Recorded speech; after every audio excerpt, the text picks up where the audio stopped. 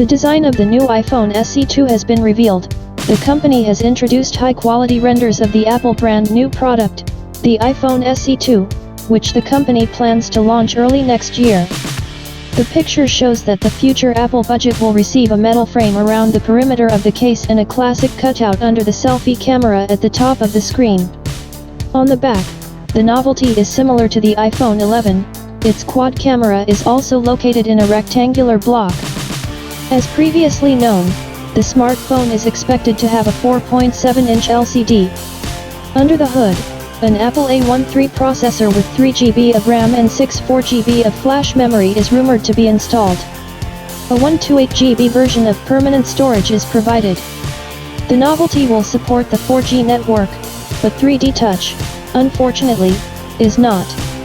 The iPhone SE2 will be available in 3 colors, deep gray, white and red. It will be available in the first quarter of 2020 for about $399.